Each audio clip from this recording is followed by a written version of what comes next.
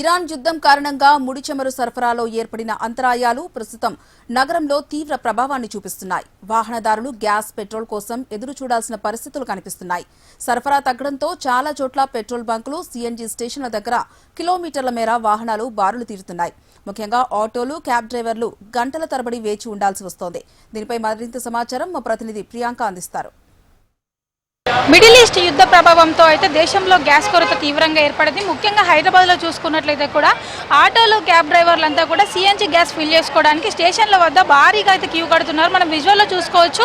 ఇక్కడ నుంచి దాదాపుగా 2-3 కిలోమీటర్ల వరకు కూడా మనకు ఆటోలన్నీ కూడా వరుస లైన్లో మనకు కనిపిస్తుంటాయి. అయితే తీవ్రంగా దాదాపుగా 2-3 వారాల నుంచి కూడా ఇదే సిచ్యువేషన్ అయితే కొనసాగుతుంది. నగరంలో చూసుకున్నట్లయితే కూడా అంటే చాలా వరకు సీఎన్జీ స్టేషన్ల దగ్గర కూడా ఆటోలు, క్యాబ్లన్నీ కూడా కిలోమీటర్ల మేరలో క్యూలో అయితే నిలబడుతున్నాయి. ఒక్కసారిగా గ్యాస్ ఫిల్లింగ్ చేసుకోవడానికి కూడా అయితే 5 నుంచి 8 గంటల వరకు సమయం పడుతుందని కూడా ఆటో డ్రైవర్లు అయితే ఆవేదన వ్యక్తం చేస్తున్నారు.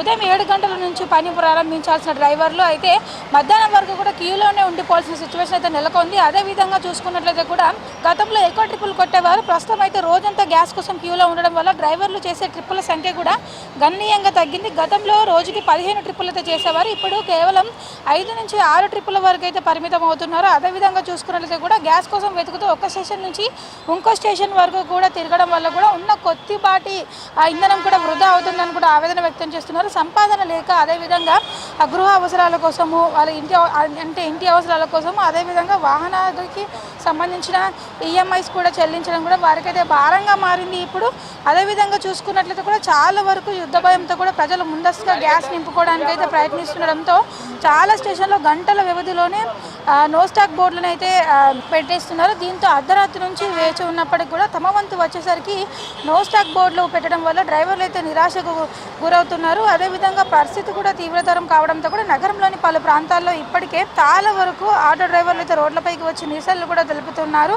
తమకు ఇంధన సరఫరా సజావుగా అందేలా చూడాలని కూడా అధికారులతో కోరుతుండడం మనం చూడొచ్చు. అదేవిధంగా చూసుకున్నట్లయితే కూడా నగరంలో చాలా చోట్ల గ్యాస్ స్టేషన్ల వద్ద అయితే మనకి ఇదే పరిస్థితి కనిపిస్తుంది.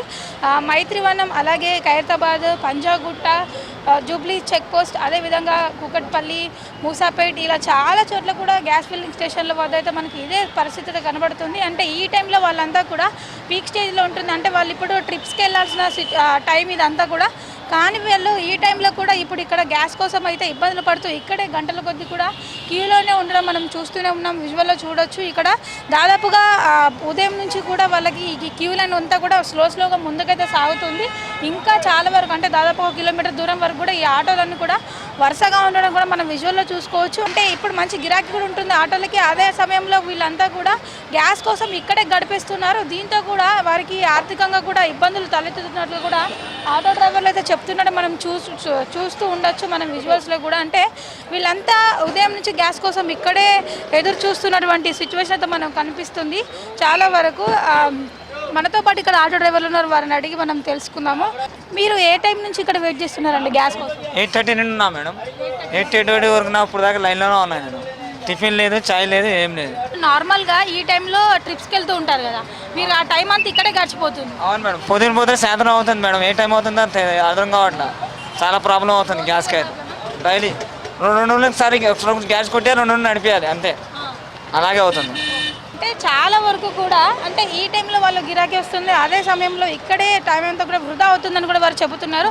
మీరు చెప్పండి, ఏ టైంకి వచ్చారు ఇక్కడికి? ఇక్కడ సిచ్యువేషన్ ఎలా ఉంది? 9 గంటలకు వచ్చినాము. ఇప్పటిదాకా ఇక్కడ మంచిగా ఉంది. ఏ రోజుల్లో చాలా ఇబ్బంది అవుతుంది. 4 గంటలు, 5 గంటలు, 6 గంటలు నిలబడాలి. పొద్దున మబ్బులు వస్తే ఈ టైంకి వెళ్తున్నాం.